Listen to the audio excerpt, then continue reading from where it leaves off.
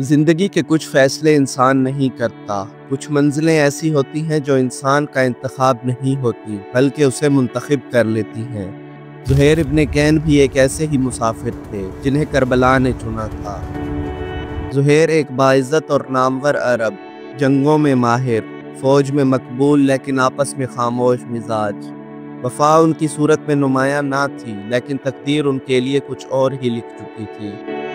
وہ ایک ایسے شخص تھے جو پہلے عثمانی تھے، ان کا رجحان امیر شام کے طریقہ فکر کے قریب تھا۔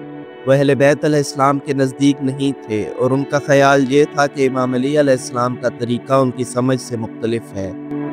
جب حسین ابن علی علیہ السلام کا قافلہ سفر حق پر نکل چکا تھا تو زہیر اپنے رستے سے مختلف تھے۔ ہر منزل پر کوشش کرتے کہ امام علیہ السلام کے قافلے سے دور رہیں۔ شاید دل کے کسی کونے میں وہ آواز جاگی تھی لیکن سمجھنے کا وقت نہیں آیا تھا۔ مگر پھر ایک منزل آئی جہاں وقت رک گیا، جہاں مقدر نے دستک دی۔ ایک پیغام آیا، حسین نے بلایا ہے۔ یہ سن کر ایک خاموشی تھی اور پھر ایک طوفان۔ زہیر نے اپنے دوستوں سے کہا، یہ دعوت کسی عام شخص کی نہیں، یہ حسین کی دعوت ہے، میں انکار نہیں کر سکتا۔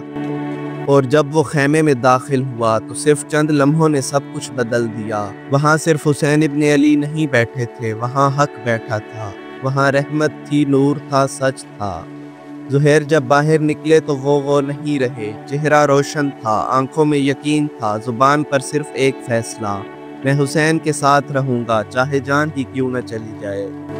اپنی ہمسفر بیوی کو آزاد کیا اور کہا، تم واپس چلی جاؤ، مجھے اس راہ پر چلنا ہے جہاں صرف وفادار جاتے ہیں۔ بیوی نے روتی ہوئی آنکھوں کے ساتھ کہا، تمہیں مبارک ہو وہ منزل جہاں ہر قدم جنت کا دروازہ بن جاتا ہے۔ عاشورہ کے دن جب آسمان سے خون برس رہا تھا، جب ہوا بھی غم سے خاموش تھی، تو زہیر اپنے امام کے سامنے کھڑے تھے، سینہ تان کر، سر بلند کر کے، ہر تیر کو اپنے جسم پر لیا تاکہ امام علیہ السلام پر ایک خراش بھی نہ آئے۔ اور پھر جب شہادت سامنے آئی تو نہ آنکھ جھکی نہ حوصلہ ٹوٹا۔ انہوں نے کہا، میرا سب کچھ قربان ہو جائے، بس یہ وقت نہ آئے کہ میں حسین کے بعد زندہ رہوں۔ وقت گزر گیا، زخم بڑھتے گئے لیکن زہیر نہیں رکے۔